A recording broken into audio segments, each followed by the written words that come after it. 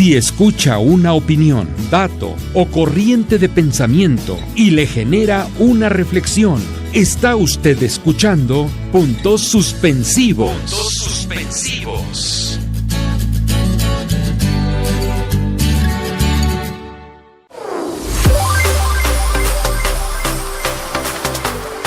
Amigos, muy buenas noches. Están en su programa Puntos Suspensivos Radio, transmitiendo ahorita en este momento en vivo por Facebook Live.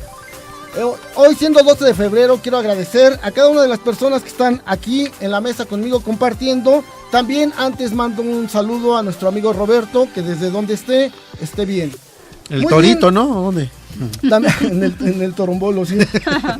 Ya también quiso ir, para que ya no le esté platicando Checo de que si está bien o no. Muy bien, pues también quiero agradecer a la plataforma de Radio AMLO, que como siempre todos los lunes nos da un espacio a las 9:30 de la noche en su programación. Y también, bueno, quiero agradecerle a cada uno de ustedes que están siguiéndonos. Por favor, compartan, recomiéndenos, por favor, escríbanos todo lo que gusten. Lo que podamos lo vamos a contestar, lo que no sepamos lo vamos a investigar, pero comuníquense con nosotros. Y bueno, para esto también, quiero presentar aquí a la linda Ani con un tema que nos tiene el día de hoy. ¿De qué nos vas a hablar, Ani? La violencia en México.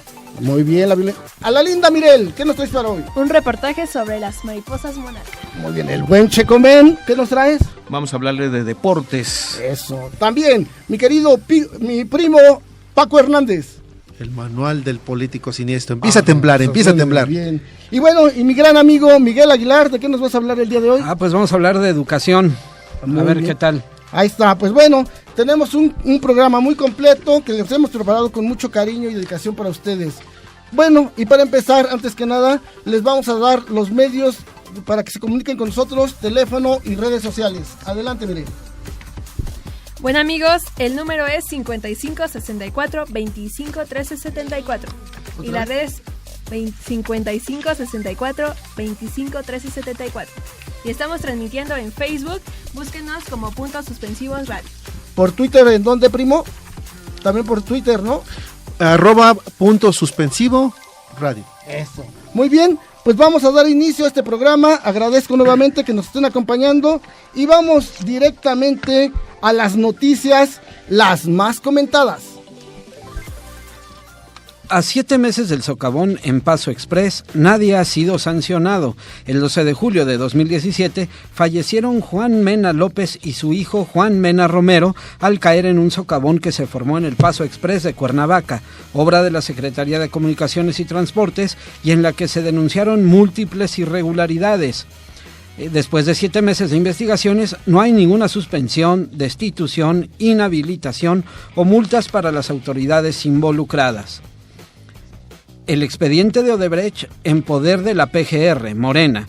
Rocío Nale García, coordinadora parlamentaria de Morena en la Cámara de Diputados, informó que las autoridades judiciales de Brasil entregaron a la Procuraduría General de la República, PGR, el expediente completo del caso Odebrecht.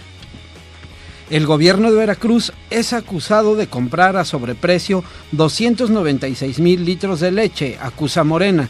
El precandidato de Morena a la gubernatura del estado, Cuitláhuac García Jiménez, denunció que las Secretarías de Desarrollo Social y de Salud compraron a sobreprecio 296,200 litros de leche semidescremada ultrapasteurizada para las despensas del programa Veracruz Comienza Contigo, de un precio de $16.50 que se puede conseguir en cualquier tienda. Dichas dependencias pagaron 20 pesos. Arropado por el prismo del Estado de México, gobernadores, legisladores y quienes fueron sus compañeros de gabinete, José Antonio Meade afirmó ayer que ganará la presidencia de la República, así como lo hizo Alfredo del Mazo el año pasado en el Estado de México. Para mí, esto se puede interpretar como una amenaza, aunque lo mejor es tomarlo como una invitación a estar alertas. En noticias internacionales, Israel mantendrá los ataques a Siria, advierte Netanyahu. El primer ministro israelí advirtió este domingo que las fuerzas de Israel seguirán adelante con sus operaciones en Siria y aseguró en un comunicado que los ataques de la aviación israelí del pasado sábado asestaron un duro golpe a Irán, y a las fuerzas del gobierno sirio. Este conflicto, iniciado en 2011, ha provocado más de 340,000 muertes y más de 6 millones de desplazados.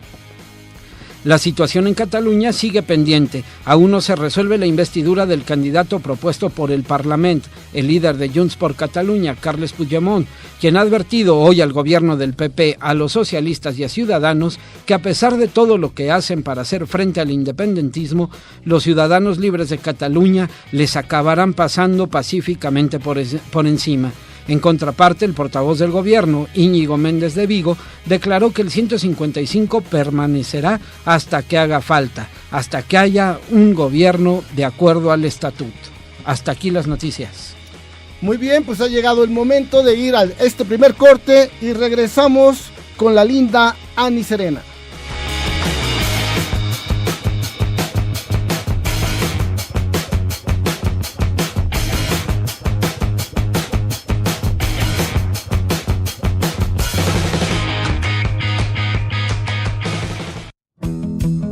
En Tlalpan se reconoce la experiencia y la sabiduría de los adultos mayores.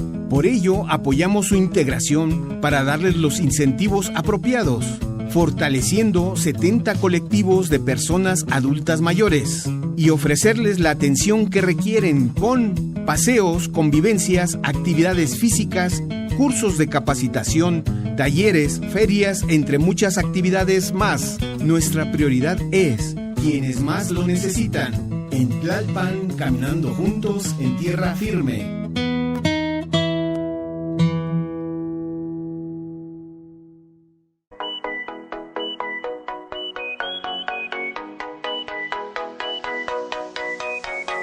En Tlalpan se ha consolidado la Escuela Campesina. En la Secundaria Técnica Agropecuaria número 57 de Topilejo, se vinculan docentes y estudiantes con los productores rurales de la zona.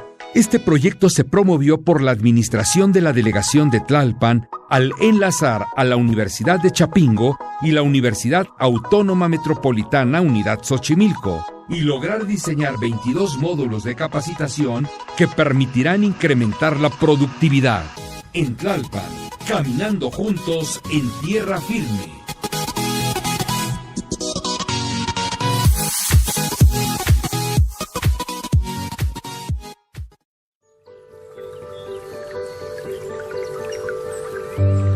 Sociedad Civil de Benito Taibo. He sido representante de casilla, de partido, de candidato, de distrito, en cada una de las elecciones desde el año 1978, en que tuve la mayoría de edad legal y mi cartilla para votar. He pegado propaganda, asistido a mítines, marchas, reuniones, conciertos, manifestaciones y todas las formas posibles de protesta o solidaridad con las causas que consideramos justas desde que tengo memoria. Al principio éramos pocos. Nos conocíamos o reconocíamos a simple vista, los sospechosos de siempre. En cada una de esas elecciones, con un par de excepciones memorables, perdíamos una y otra vez, a las buenas a veces y a las malas casi siempre. Vencer a un aparato aceitado, con recursos ilimitados, con organización y redes en cuadras, barrios, colonias, parecía siempre una tarea imposible. No podíamos ofrecer más que buena voluntad, ideas, la promesa del cambio. Y los otros, junto con su programa, daban también despensas, láminas, sacos de cemento, gorras y camisetas, tortas y refrescos. En esas condiciones, la posibilidad de un triunfo se desvanecía una y otra vez. No hay manera de decirle a la señora de la barriada que no aceptara, a cambio de su voto, la lámina que impedirá que sus hijos se mojen cuando llueve. ¿O sí? Yo nunca me atreví. Llegó el momento en que algunos candidatos contrarios al régimen utilizaron los mismos métodos y la guerra política se convirtió en un mercado donde importaban mucho menos las plataformas que las dádivas. Y nosotros, desesperados, veíamos cómo el dinosaurio se modernizaba y encontraba siempre nuevos e infamantes sistemas para ganar. Muy mexicanamente, mapaches, ratones locos, urnas embarazadas. ¿Verdad que parece que nada cambió? Y sin embargo, cambió. Lo sé de cierto. La sociedad civil ha crecido, se ha multiplicado, se ha vuelto más crítica y, por supuesto, muchísimo más activa. Cada vez es más difícil engañarla, engañarnos. Los sospechosos de siempre seguimos aquí, pero resulta complicado reconocernos, porque nuestras caras se pierden en una muchedumbre de nuevas caras que salen a la calle a exigir, a protestar, a buscar justicia. Y eso me da ánimo. Uno no se puede acostumbrar a la derrota. No es buena idea. Vienen tiempos difíciles, pero estoy convencido de que doña Sociedad Civil, junto con don Ciudadano, pondrán el ejemplo y también pondrán la lámina a cambio del deseo del cambio y de un país más justo por sobre nuestra cabeza, para que nadie se moje. Muy bien, pues regresamos a este segundo bloque y vamos pues, en este momento con la linda Ani. ¿Y qué nos tienes para el día de hoy, Ani? Pues miren, el día de hoy les hablaremos de un tema pues muy importante. Es interesante porque es sobre la violencia en México. Fíjense que se ha considerado que el 2017 fue el año más violento en la historia moderna de México. Se registró un asesinato cada 18 minutos. Las autoridades solo reconocieron 29,000 homicidios dolosos. El 25% de estos ocurrieron en Guerrero, Estado de México y Baja California, según el Observatorio Nacional Ciudadano. En 2017, Proceso, La Jornada, Aristegui, Animal Político y muchos otros medios de comunicación daban notas sobre México como el país más violento del mundo, situación ocasionada por la guerra contra el narcotráfico. Se consideraba el país con más muertos por organizaciones armadas, según un estudio de la Universidad de Uppsala en Suecia. Ubican a México entre los 10 lugares con más conflictos bélicos a escala mundial en los últimos años y el más violento de América. Pero bueno, veamos un poquito de historia. Los datos de Uppsala, que es un estudio realizado por el Departamento de Investigación sobre Paz y Conflicto de la Universidad de Uppsala, muestran claramente que desde el 2006, año en el que el expresidente Felipe Calderón inició la llamada guerra contra el narcotráfico, la cantidad de muertes relacionadas con el combate al crimen organizado aumentaron drásticamente. Días después de asumir la presidencia de México en el 2006, tras un disputado proceso electoral y clamores de la oposición que se negaba a reconocer la legitimidad de su victoria electoral, Felipe Calderón Hinojosa prometió a la población que se encargaría de erradicar al crimen organizado. La estrategia para llevar a cabo esta proeza no sería otra que iniciar el 11 de diciembre de ese año una guerra frontal contra el narcotráfico. Haremos que prevalezca el derecho por encima de la violencia. Haremos retroceder a la delincuencia, dijo el expresidente en el discurso en el que anunció la medida, mandando al ejército mexicano a las calles. De acuerdo con estudios del Centro de Investigación y Desarrollo Económico, CIDE, en los primeros 5 años de la lucha contra el crimen se deterioraron las condiciones de seguridad y se incrementó el número de muertos por enfrentamientos. En ese mismo sexenio se disparó por arriba del 2000% la tasa de civiles muertos en enfrentamientos entre autoridades y presuntos delincuentes, concluyen las investigaciones del CIDE. El aumento de la violencia derivada de la estrategia para combatir el narcotráfico deterioró las condiciones de seguridad en el país. En el desarrollo de la llamada guerra contra el narcotráfico, se incrementó de forma significativa la letalidad de las Fuerzas Armadas en los enfrentamientos, es decir, el porcentaje de civiles que murieron en cada enfrentamiento. Lo que hicieron los analistas es identificar los llamados eventos de letalidad perfecta por fuerzas públicas, que son aquellos combates donde no hubo lesionados ni sobrevivientes del lado de los presuntos agresores.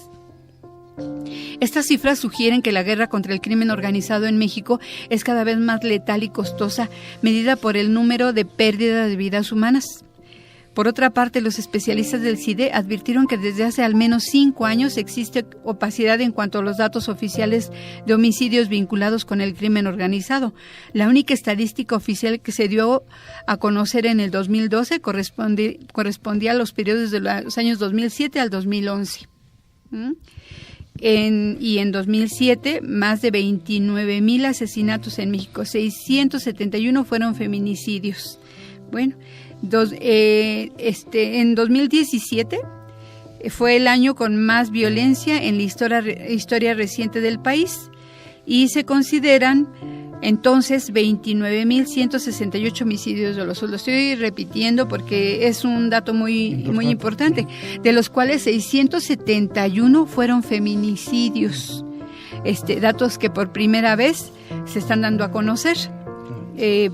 Otro dato muy importante, en el 2017, un año después de que inició esto de la guerra contra el narcotráfico, comenzó el despliegue de guerra de fuerzas federales y operaban en el país 20 organizaciones criminales que estuvieron involucradas en 79 enfrentamientos o ataques, ya sea entre ellas o con la autoridad.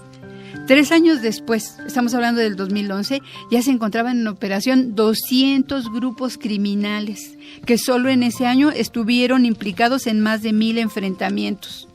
Lo que comentan aquí es que al haber entrado el ejército fragmentaba los grupos criminales y se incrementaba la violencia, hasta 2,000% en un incremento de violencia. Y fíjense, había en promedio un civil muerto por cada 10 en los enfrentamientos en el 2007. Y en el 2011 aumentó en promedio 2 personas muertas por un solo enfrentamiento, por uno solo. Entonces es muy importante visualizar esto que les estamos comentando. En uno de los, en uno de los análisis denominados voces silenciadas, se revela además del incremento en los homicidios, que el 63% de los homicidios ocurrió en municipios donde había una disputa entre grupos criminales. En tanto, el 12% de los asesinatos se registró en localidades donde solo operaba un grupo criminal y el 25% en donde no se tenían reportada la presencia de ninguno. Y bueno, este análisis, ¿por qué es tan importante? Porque hablamos ahora que el gobierno federal da lugar a la ley de seguridad, ¿verdad? Donde se supone que el ejército, las fuerzas municipales, estatales y federales pues van a entrar para controlar estas organizaciones. Y bueno, la pregunta que haríamos, ¿cómo se puede revertir o disminuir estos homicidios que se están llevando a cabo? Por parte de estas fuerzas federales, por parte de estas fuerzas municipales. Yo quisiera darte mi opinión, Ani. Primero, gran parte de los gobiernos, no es el único, sufren de discapacidad. No escuchan, no ven. Uno esperaría que después de 12 años de una fracasada estrategia contra el crimen organizado, debería haber algo de autocrítica.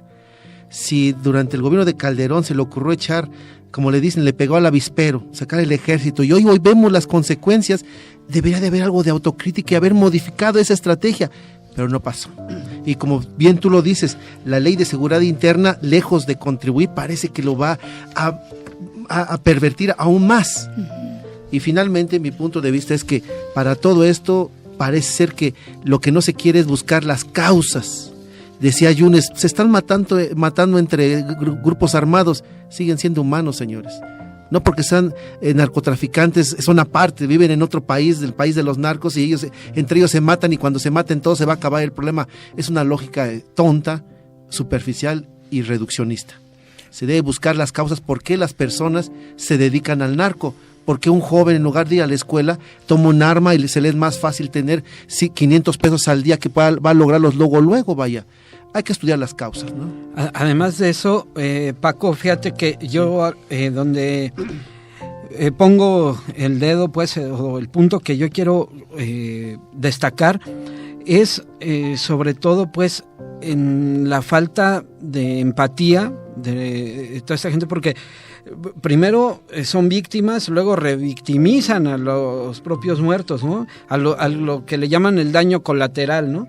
Es increíble que haya tal incapacidad en las autoridades y que no haya esto que tú señalas, Paco, la autocrítica. El 2017 fue récord en feminicidios, en asesinatos a periodistas, por donde le veamos, ¿no? Pero todo es consecuencia de una falta de oportunidades, de una falta de planeación, de la corrupción, por donde le veamos vamos a ir desenvolviendo esto que es una espiral que parece no tener fin, donde cada uno cada una de las autoridades deja de hacer su trabajo, ¿no?, adecuadamente.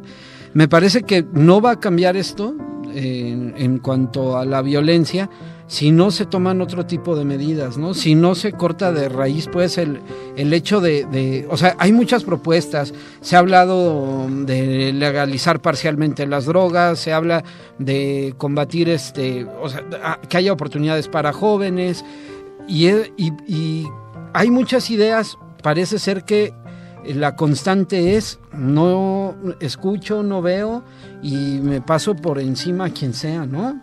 Oye, Mike, ¿y no te parece que esta danza de cifras también contribuye a esto? Parece que ya no significa nada que estemos peor que Siria. Cada 18 minutos un muerto, 7 mujeres asesinadas periódicamente.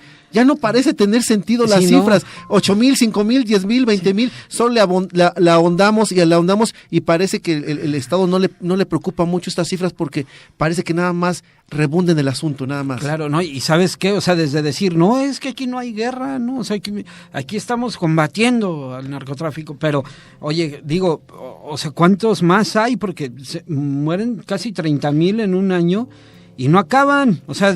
Y lo cierto es que finalmente alguien ha salido ganando de todo esto, o sea, es una realidad.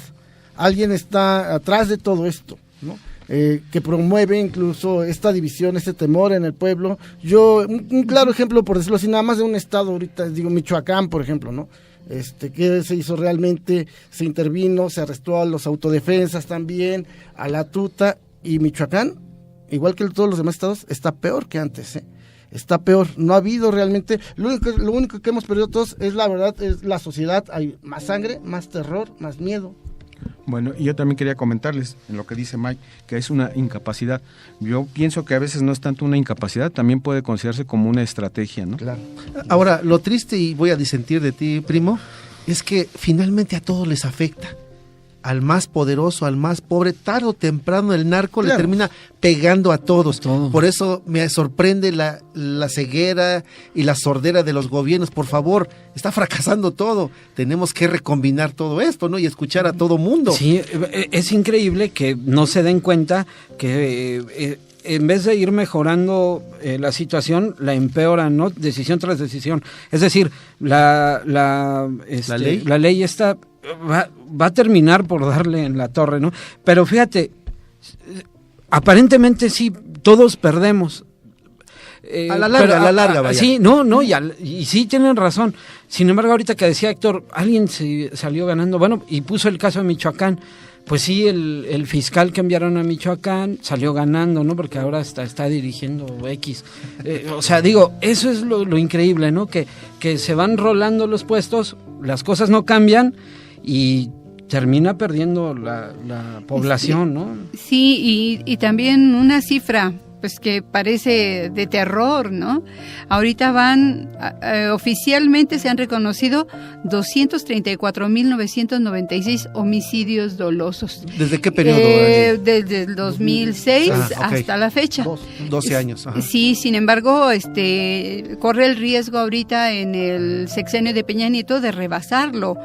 Prácticamente así con ese nivel de homicidios que hay, en 3 meses se rebasa la cantidad de muertos, que fueron como 140,000 en el periodo de Calderón. Ahorita va como en 126,000 muertos. Y casi estamos 3 meses y con eso vamos a estar igual que Siria, ¿no? Entonces, sí es muy importante la reconstrucción del tejido social. Y bueno, pues por ahí escuchamos propuestas muy interesantes, ¿verdad? Que tendríamos que ir analizándolas. Pues muchas gracias, ahí está este pequeño compartir para que todos sigamos reflexionando, pensando. Y bueno, vamos a un segundo corte. Muchas gracias, Ani, y regresamos.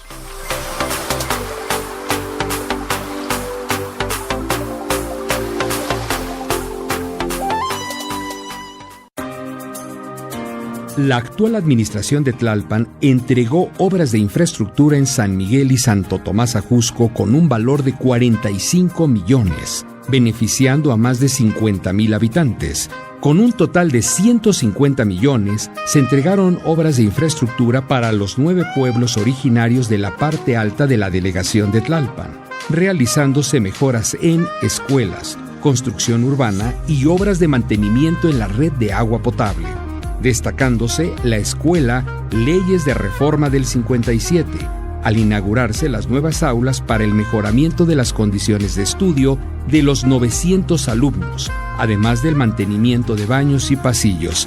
En Tlalpan, caminando juntos en tierra firme.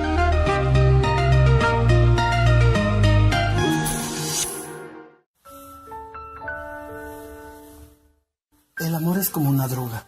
Cuando estás en una relación, es difícil concentrarte en otra cosa. Es casi obsesivo. Científicos descubrieron que las regiones del cerebro que se activan son las mismas que las personas que padecen de trastorno obsesivo-compulsivo y que las personas que incursionan en una nueva relación se les reduce el control cognitivo. En otras palabras, están tan consumidas por pensamientos de esta nueva persona que se vuelven un poco torpes. Bueno, de hecho cuando terminas con tu pareja es igual a una droga, ya que experimentas los síntomas de la abstinencia y esta activa regiones asociadas con el dolor físico. Es más, los síntomas pueden ser tan grandes que podrías tener un ataque cardíaco. Realmente podrías morir de amor. A esto se le conoce como el síndrome del corazón roto. Un grupo de psicólogos demostró con un experimento social lo que sucede cuando miras a una persona a los ojos. En el experimento se les pidió a 20 desconocidos de la calle que se miraran entre sí por un instante. Los resultados son sorprendentes, ya que luego de 2 minutos enteros de miradas, el ritmo cardíaco de cada individuo se empezó a sincronizar, logrando mantener un ritmo par. Cegados por la era tecnológica, en este medio que llamamos social, no somos ni conscientes de quién camina a nuestro lado y nos olvidamos que lo más importante es disfrutar al mirar. Muy bien, regresamos a este tercer bloque, pero primero vamos a darle la palabra aquí a Mirel. ¿Qué dicen nuestros radioescuchas? Ok, el primer comentario es de Jan Quintero. Te ves hermosa, Mirel. Gracias. Yani. Ok, el segundo es de Andrés Hernández. ¿Qué han hecho con los corruptos del PRI? Andrés, arriba. Buena pregunta. Andrés Hernández escribe otra vez. ¿Qué han hecho a cada uno de ustedes por detener esta corrupción del PRI? El pueblo esperamos que ustedes, a través de su medio, fueran muy críticos y duros con la corrupción de esta mafia del poder. Lorena Vázquez Sánchez. No cabe duda que el narco y la delincuencia nos tiene secuestrados, y cuando México deje de pensar con el estómago y lo haga con la cabeza, cambiaría muchas cosas. Pues es muy evidente que la pobreza y la ignorancia es la que aconseja a muchos en el país. Un saludo y, por cierto, ¿dónde está Roberto? Se extraña. Ya, renunció, se fue a ingeniería. Está en el toro, No, vuelve la próxima semana. Ok. Y Adela Martínez, ¿qué va a pasar con Peña Nieto? ¿Lo van a dejar va a dejar que privatice el agua y el petróleo antes de salir? No puede. No creo. No puede. Pues muchas gracias a todos los que nos han estado escribiendo. Síganlo haciendo de favor. Todavía en el siguiente bloque vamos a dar un espacio más para seguir leyendo sus comentarios. Gracias a todos. Y bueno, ha llegado la hora más siniestra de la política. Ahí va con ustedes el manual del primo. Gracias. Y esto es el manual del político siniestro. Y la política siniestra. Ya nos coordinamos, ya. Ahora vamos a hablar el día de hoy del feliz cumpleaños del señor Donald Trump. A ver, música del sur de Los Ángeles. No la tiene. Me falló en esa. ¿Y qué crees, primo? Pues ya cumplió 1 año al frente del gobierno de los Estados Unidos el señor Donald Trump. Son cosas que pasan que tú dices, no creo que llegue ese momento, pero llegó 1 año. ¿Te acuerdas cuando llegó Mirel aquí que dijimos, es demasiado fresa para puntos suspensivos? Y mírala, aquí está, se convirtió en la enfermera siniestra. Ya es naca. Ya se le quitó lo fresa un poco, ¿eh? Si no fuera por Janine, ¿verdad? Bueno, y sí, cumplió 1 año. Así es, Checo, cumplió 1 año. Así como tú cumpliste 1 año aquí en la delegación, también Donald Trump los cumplió, ¿eh? Ya se ve más grandecito, ¿eh? Sí, bueno. Ya se ve más grandecito. Y mira, un gobierno totalmente anormal, que si bien es cierto presume que ha mejorado las variables económicas de su país, lo cierto es que casi todas sus promesas de campaña solo sirvieron para el circo mediático. Pero lo que se ha hecho muy bien de verdad es unirnos a todos en contra de él. Pues un día ataca a los reporteros, el otro día ofende a países que se supone son sus aliados y otro más despide a sus aliados. Es racista, intolerante, misógino, pero sobre todo profundamente narcisista, que se siente perseguido por el FBI e incomprendido por el mundo. Ay, pobrecito. Otra vez la cápsula de Héctor, para que la escuche. Ay, eso es bonito. Yo miré a Donald Trump y me enamoré de él, ¿no? Pero bueno, pero mira, Ani, por si tú quieres ser presidenta por un día, ahí te va. Pero si usted admira al esquizofrénico de Donald Trump y quiere seguir sus pasos, abra el manual del político siniestro en la sección Presidente por un día y sigue estas sencillas recomendaciones. Son fáciles, pero muy, muy buenas, ¿eh? Seguramente no las habías escuchado antes, ni en la escuela donde estabas, ¿eh? Seguramente no. Son como secretas. Número 1. Diga que usted es mejor presidente del mundo y mientras todos están muriendo de risa, deporte otros 100 Dreamers y de paso nos manda a Thalía. ¿Qué les parece?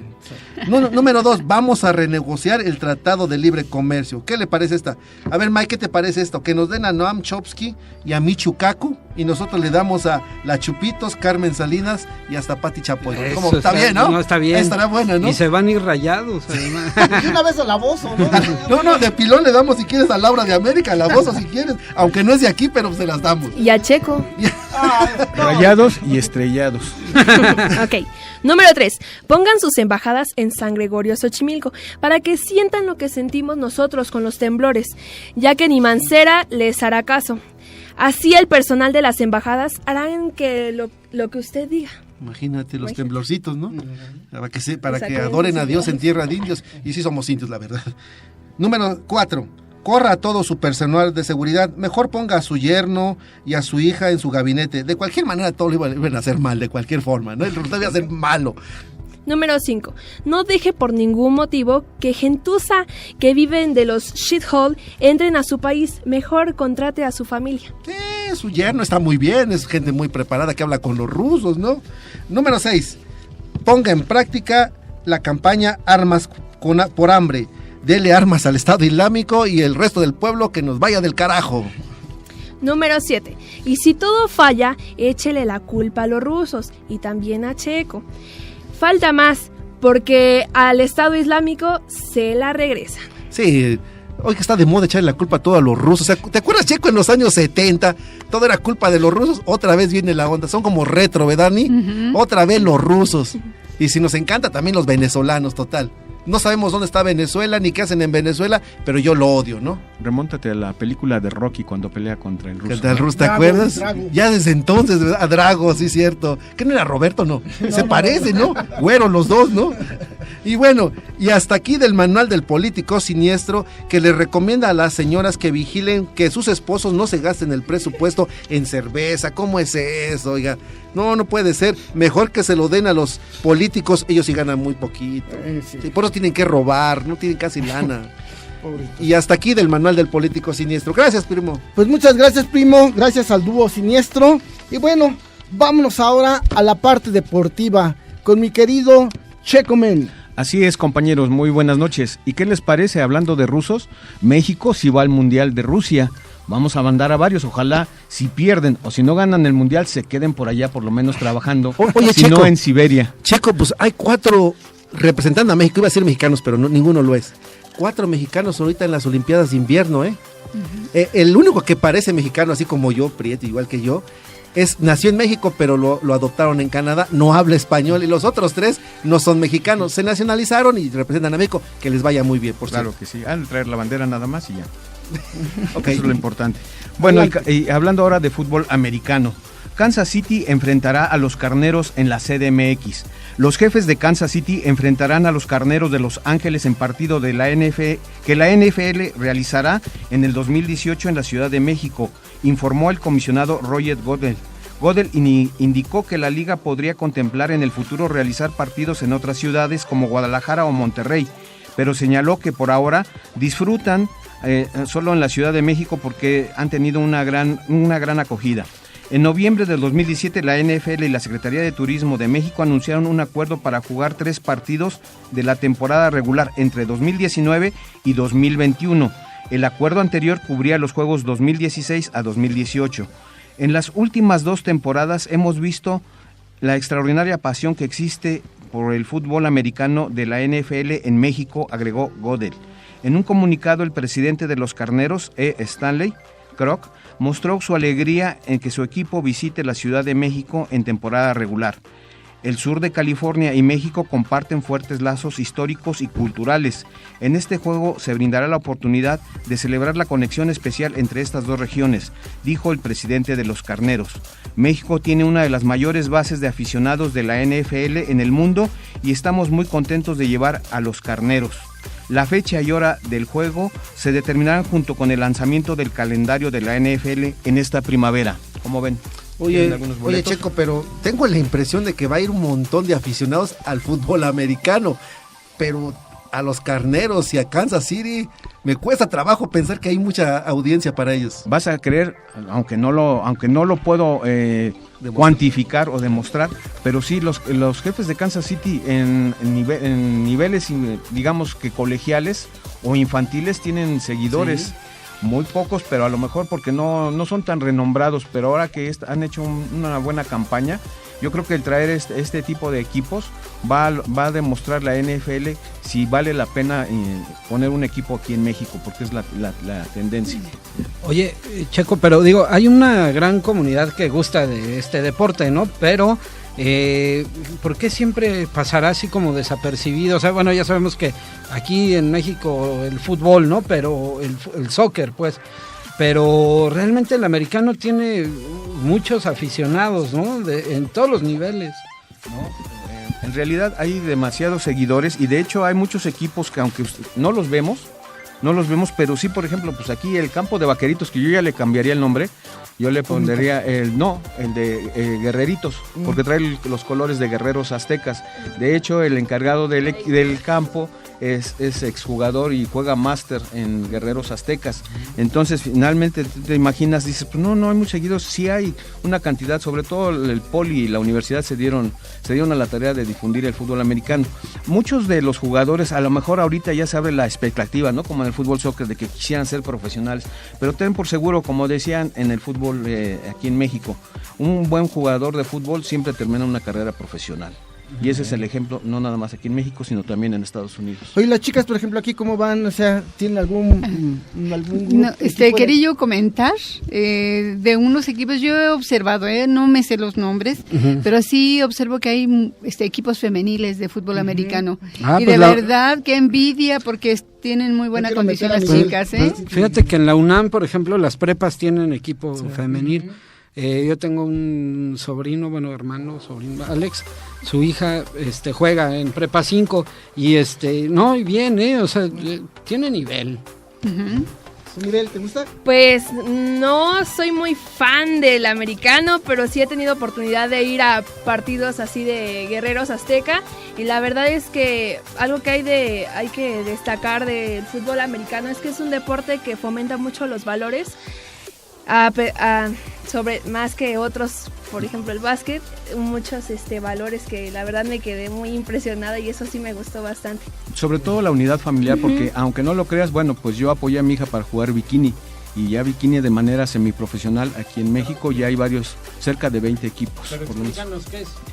¿El fútbol de bikini? Ajá. Bueno, pues se visten en bikini, se ponen apenas unos shoulders, un casco que no es de fútbol americano, sino es como de rugby. Nada más trae la careta de plástico y se golpean igual que los hombres, con rodillas. Hay veces que traen rodillas, hay veces quienes no. Entonces salen en bikini y se salen a dar de golpes por el balón y a jugar. ¿Y eso pasa aquí en México también, Checo? Aquí hay varios partidos, varios equipos. ¿En qué estadios? Mira, está aquí el de Cuemanco, Pumitas, está el otro que está de este lado se me olvida, Gamos. Es un equipo, una organización que promueve mucho. En el norte está Perros Negros de Naucalpan. Está también, se me va uno de los Raiders también. Hay muchos jugadores de ahí que salen. De hecho, los Raiders está por ahí un cronista de Televisa apoyando ese tipo de equipos, ¿no? O sea, hay demasiada publicidad y promoción.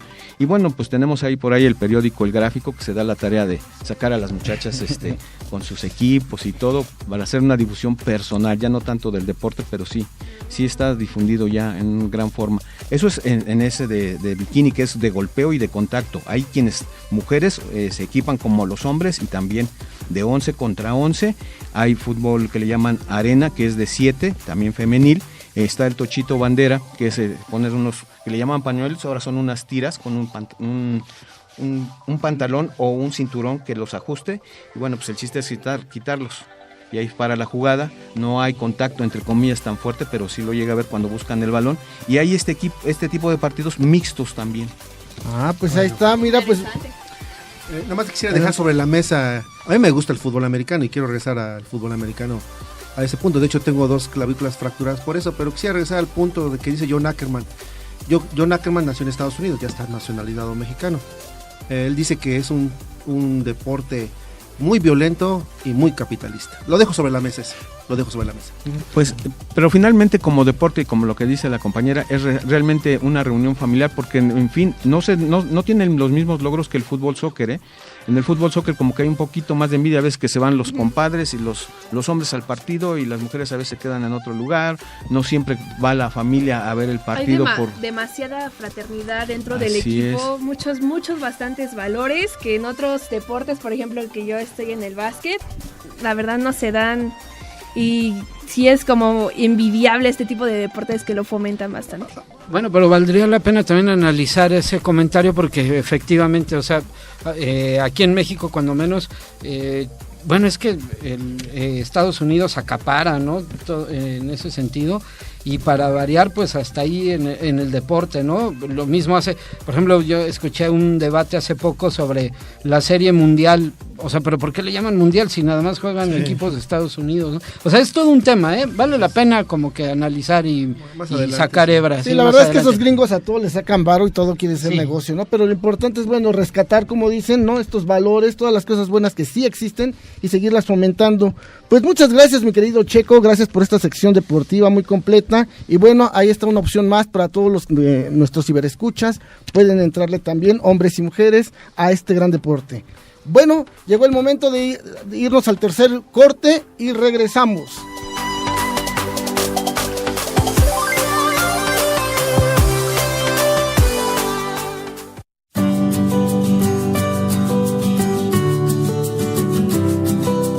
El objetivo: erradicar la violencia de género en la delegación de Tlalpan. ¿Cómo? Formar un equipo de calidad de 110 defensoras de los derechos de la mujer, para brindar la capacitación de calidad a 3,000 mujeres en materia de prevención de violencia de género.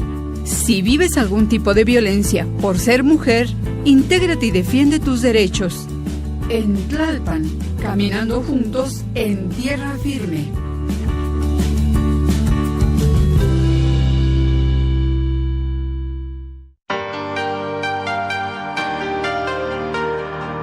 En materia de seguridad en Tlalpan se han conformado 215 comisiones de seguridad ciudadana en áreas de mayor índice delictivo o donde la ciudadanía lo solicite. Personal de seguridad, ciudadanos y representantes de la jefatura de gobierno se unen para rearticular redes solidarias que promuevan la prevención y disminución del delito. Estrategia que le ha permitido a Tlalpan estar entre las primeras en reducción de delito denunciado, ya que en 2015 se encontraba en los últimos lugares. En Tlalpan, caminando juntos en tierra firme.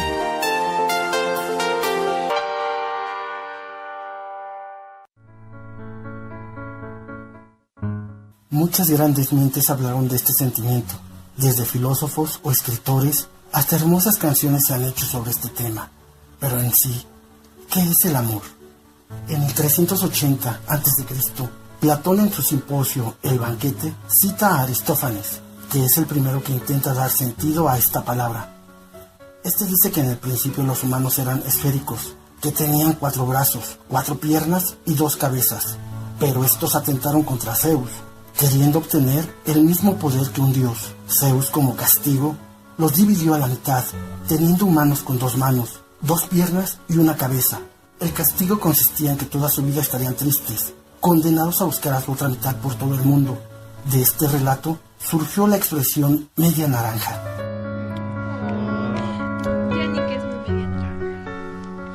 Muy bien, pues estamos de regreso en este cuarto bloque y último. Y bueno, antes que nada vamos a leer los últimos comentarios de nuestras redes sociales. Mirel. Ok, amigos, Yanni Quintero, otra vez. Me gustó el programa, Mirel, la mejor. Bien por el dúo. Y genial que hablen de deportes también. ¿Es todo? Es todo. Gracias a todos los fans de Mirel por escribir. Gracias. Oye, yo quiero hacer una mención, bueno, un par de cosas.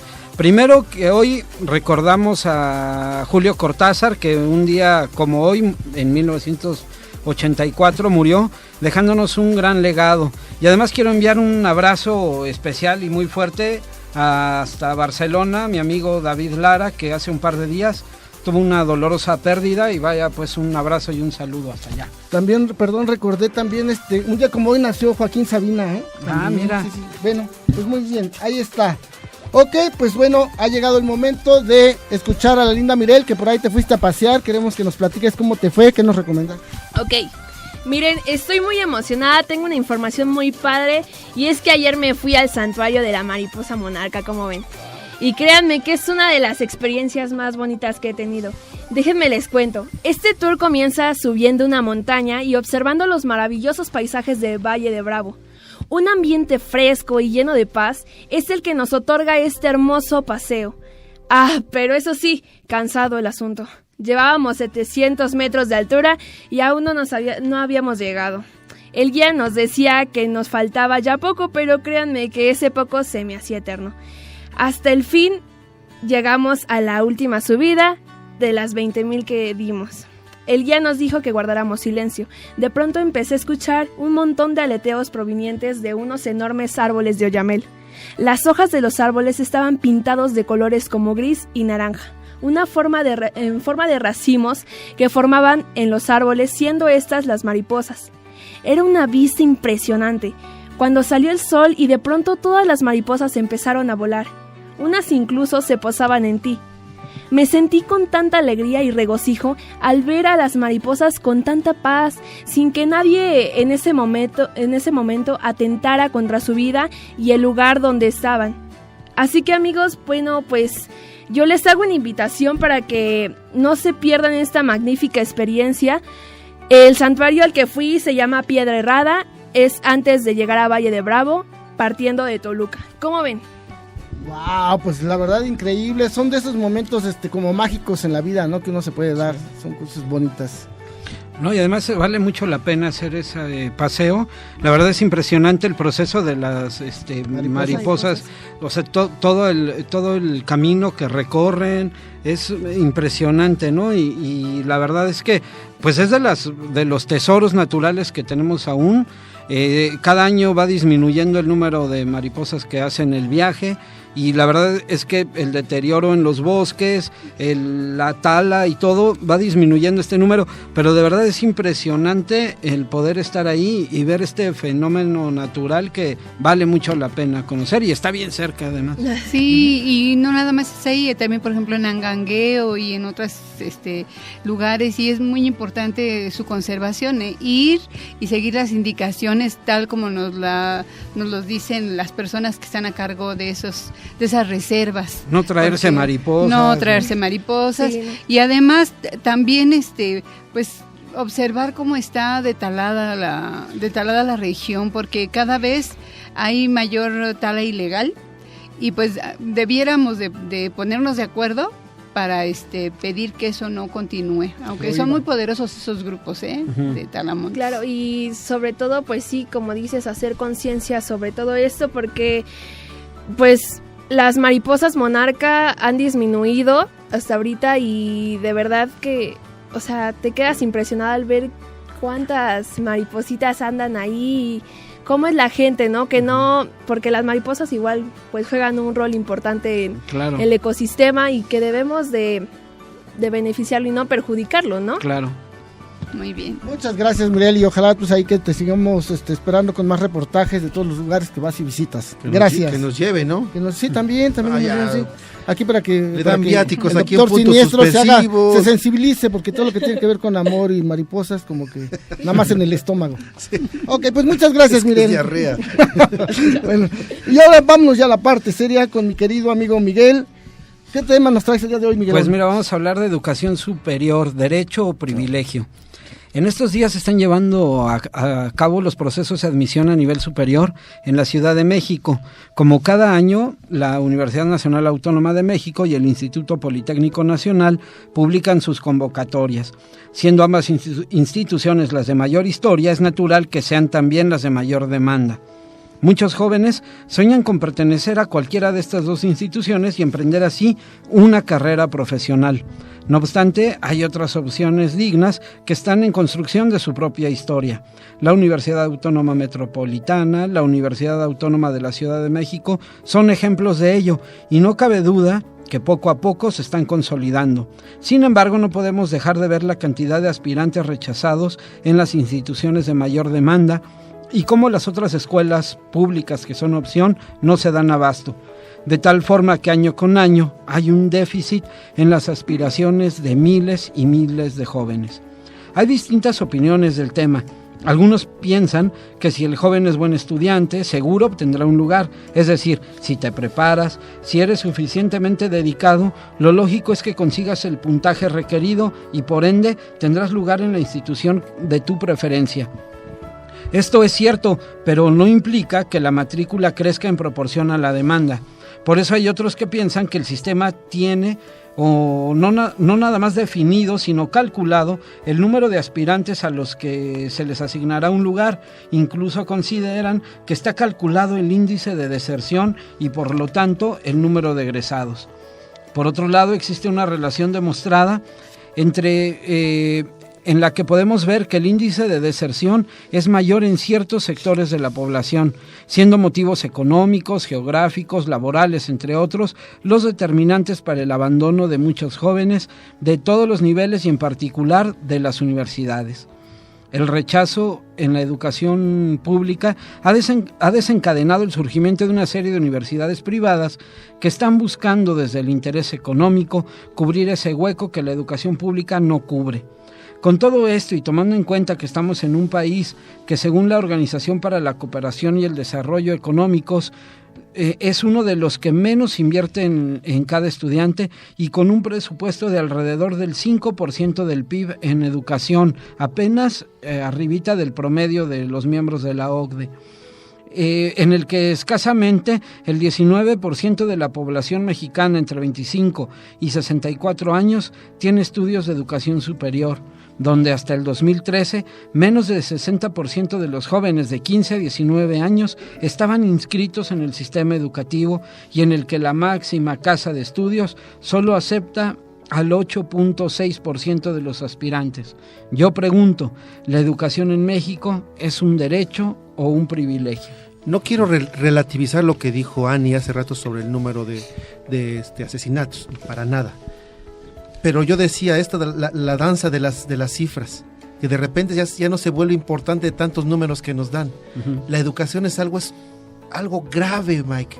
Estamos en una crisis profunda en educación, pero como es tan profunda que simplemente ya se desdibuja y ya no es importante. La educación explica un montón de efectos graves que tenemos, uno de ellos es la delincuencia. Sin embargo, al relativizarla y al volvernos todos, entre comillas, todos nos volvemos igual de burros, pues ya no discutimos eso. Mira, el nivel educativo, tal vez me equivoco un poco en las cifras, pero el nivel educativo más bajo, el nivel en México, estaba en Guerrero. La cifra es la que no recuerdo bien, 3.4 años de educación. Y el más alto estaba aquí en la Benito Juárez, que era como 13.4. Hay una explicación por qué en Guerrero es el más bajo y el más alto en la Benito Juárez. Hay una explicación sociológica para eso. Estudios de neurociencia han demostrado que también es cierto que la gente más pobre aprende menos. Hay toda una explicación al respecto. Y concluyo con esto, no se resuelve nada más subiéndole el salario a los profesores, no se soluciona nada más mandando más estudiantes a la escuela, más horas. Se necesita, desde mi punto de vista y muy humilde, cambiar el sistema político educativo y luego el sistema educativo totalmente. El problema es tan grande que se necesita hacer todo un cambio magistral para poder tener repercusión en todo esto, desde mi punto de vista. Y bueno, también pienso que el no tener la oportunidad en su primera opción, quedarse como garantía, porque les piden, no sé, 6 opciones, 6 o 7 opciones. 20 opciones. Ya 20 opciones, yo me quedé. Mínimo 20 opciones. 20 opciones para estudiar. Nos quedamos con 5 nosotros. Fíjate, piden 20, pero para nivel medio superior. Para el nivel superior, 1 y ya. Sí, ahí todavía es más difícil, ¿no? Pero ya, por ejemplo, te dicen, bueno, 20 opciones, pues tienes 20 opciones, te puedes quedar en cualquiera, ¿no? Eso es lo de menos. En cualquier estado. En cualquier estado, la más lejana a tu ciudad. Entonces, finalmente, el hecho de que dicen, está la oportunidad, si no quieres estudiar, o es porque eres muy burro y no te quedaste en tu primera opción, esa es una de las mentalidades que se quiere crear, ¿no? O sea, como crear nada más la intención de que solamente los que tengan muy buenas calificaciones deben de estudiar, cuando el sistema debía ser, todos tienen la oportunidad de estudiar y bueno, finalmente cada quien sacará sus calificaciones de acuerdo a su posibilidad. Quisiera contribuir con tu debate, Checo, porque estoy de acuerdo contigo. ¿Cuál es la obligación de un Estado, hablando de educación? Que todos sus ciudadanos se preparen lo mejor que puedan. Hacia arriba, lo que tú mencionas me suena más bien como una tijera, un obstáculo para que los ciudadanos se desarrollen educativamente hablando. Un Estado debe fomentar a que todos estemos bien de salud y que estemos bien educados. Y ahí lo que parece, esos sistemas de selección parece ser que lo que hacen es totalmente lo contrario, ¿no? De selección o de discriminación, porque finalmente de alguna forma tienen que manejar. Porque incluso eso, aunque no se habla mucho también, repercute sin duda muy fuertemente en la mentalidad del estudiante, ¿no? Porque deja de creer, ya no lo quiere intentar, mejor se pone a trabajar, hace otra cosa, ¿no? Porque dice, no estoy apto, no me quedé en mi primera, ni en mi segunda, ni en mi tercera opción, ¿no? Fíjate, el 8.6% que acepte nada más la UNAM, ¿no? Cuando se dice que es la máxima escuela de estudios, y tú no sentirse aceptado por ella, sí afecta directamente al estudiante, al joven, y muchísimo, ¿no? Sí, ¿no? Y Ani, adelante. Sí, bueno, yo quiero ir un poquito, retomar algo de lo que comentaba Paco.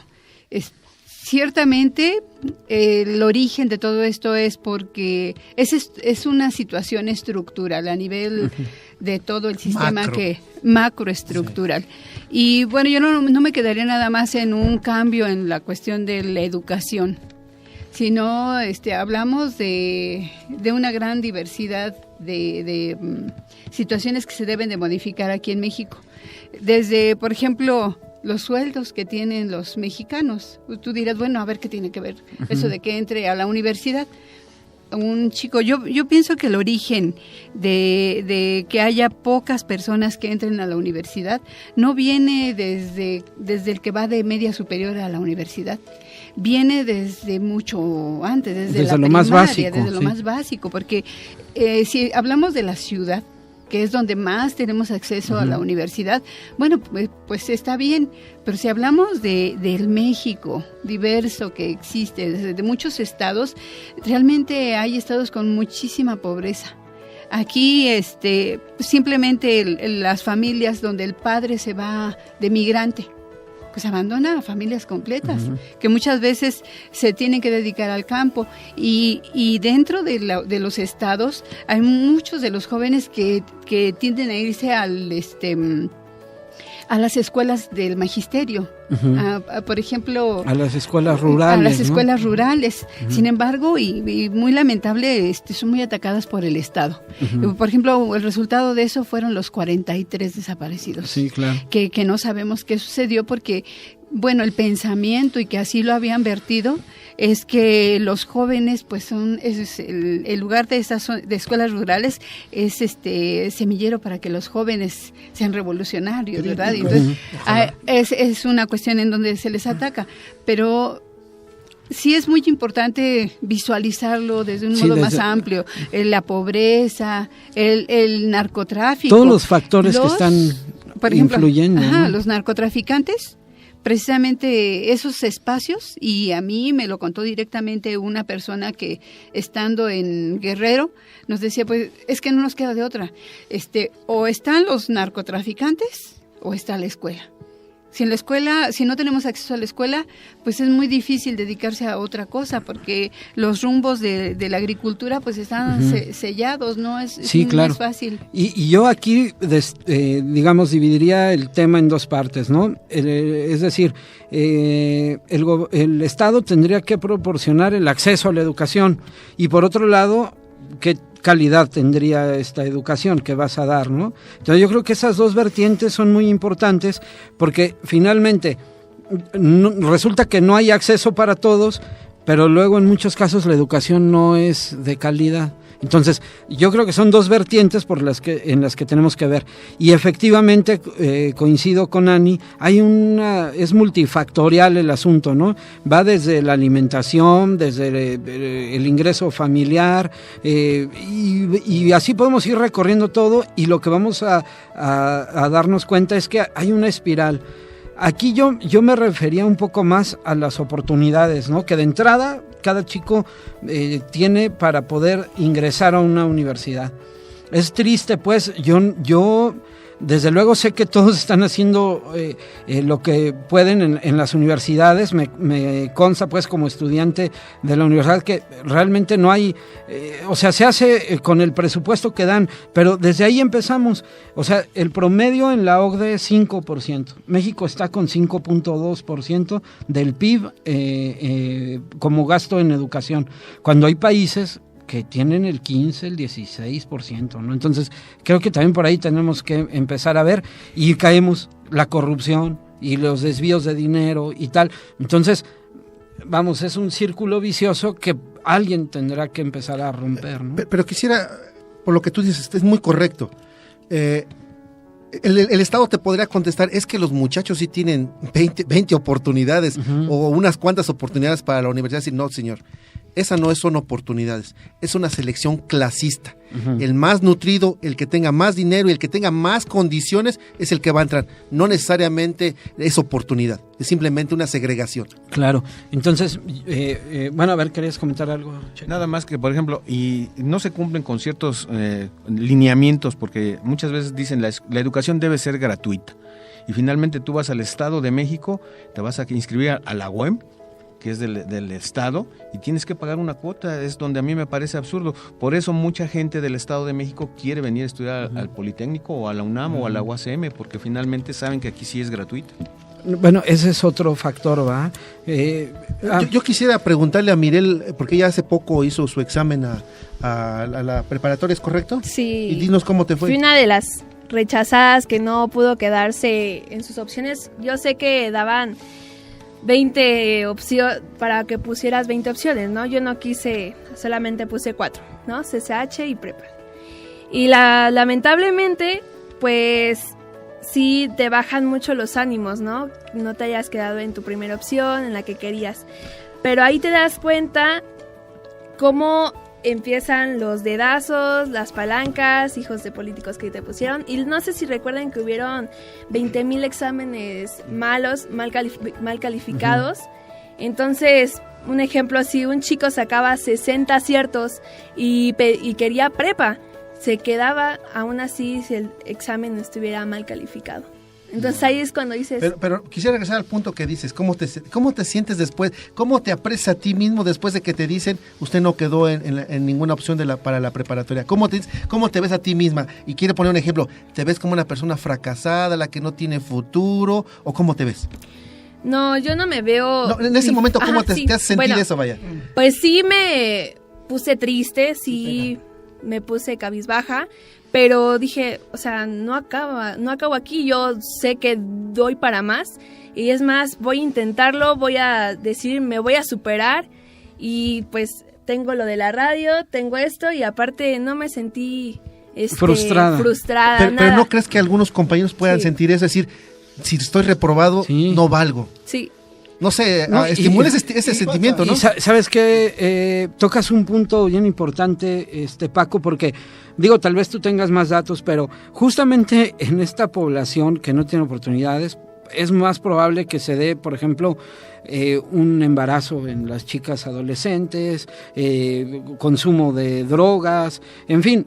O sea, es un círculo, ¿no? El suicidio. El suicidio. El suicidio exactamente en esos tiempos y hoy es algo terrible, pero he sido testigo igual de un suicidio en el metro y por una chica que no pasó el examen. Una vida es tan importante. En fin, pues yo creo que es un tema que tenemos que traer constantemente porque afecta a toda la sociedad, ¿no? No nada más a los chicos que son rechazados, los que no tienen oportunidad, sino es algo más bien generalizado. Y aparte nos como que hacen que nos inculquen eso de que seamos conformistas, ¿no? Uh-huh. Si ya te tocó no sé, bien lejos y tú querías la que te quedaba, no sé, CCH, prepa, esa, no, pues dicen, no, pues ya ni modo, ya me voy a esa, mejor esa que a nada, y precisamente ahí después la deserción. En fin, pues miren, yo nada más quería concluir, pues creo que es un tema muy interesante, le atañe a todas las familias porque tarde o temprano van a tener candidatos a estudiar en estas universidades y bueno, pues hasta aquí el tema. Yo nada más quiero concluir con otras opciones que se han estado abriendo como posibilidades, ¿no? Por ejemplo, en el sentido de buscar reducir este déficit, Morena tuvo la iniciativa de fundar 5 escuelas. La Escuela de Medicina Integral y Salud Comunitaria en Tlalpan, la Escuela de Derecho en la Delegación Cuauhtémoc, la Escuela Normal en Xochimilco, la de Administración Pública en Azcapotzalco y la de Ingeniería en Tláhuac. Vale la pena tener más opciones, ¿no? O sea, yo a mis hijos siempre les digo, ¿sabes qué? Tú tírale a todas y es mejor que decidas entre las que tienes a que te quedes con la que no querías, ¿no? Entonces, creo que es un proceso muy interesante, muy importante y que ahorita empieza, ¿no? En breve, empieza el proceso para la escuela media superior, ahorita están las universidades y bueno, pues la mejor suerte para todos los muchachos. Muy de acuerdo contigo, Mike. Debemos entender, la educación es la principal arma de la revolución. Uh-huh. Eso no significa que no estudiemos, debemos que estudiar y mucho. Mucho, así es. Pues muchas gracias, la verdad es que ya se puso todo esto muy interesante, vale la pena profundizar y tendremos oportunidad para seguirlo haciendo. Yo le agradezco a cada uno de ustedes el haberme acompañado. Ani, muchas gracias. Mi querido Checo Men, mi amigo Miguel Aguilar, primo. Y antes de despedirnos, Mirel, unos últimos comentarios. Hay un comentario de Carne Cruda, ¿ok? ¿Qué pasó con Roberto González? Ahora no vamos a escuchar sus comentarios. Está en el Toro. Está preso, está en Guantánamo. O su perspectiva de los acontecimientos de México y del mundo. Saludos a todos. Dentro de 8 días ya tendremos a Roberto y estar aquí también compartiendo. Rick Salga, maravilloso programa noticioso y de análisis político, social, cultural, económico. Soy fan, Mirelita, Miak. Paquilisli, Mexica, Tiahui, gracias, Mirel, Sabia y todo su equipo. Muchas gracias, muy buenas noches, pásenla muy bien, feliz 14, no nada más el 14, todos los días es Día del Amor y la Amistad. Hasta la próxima.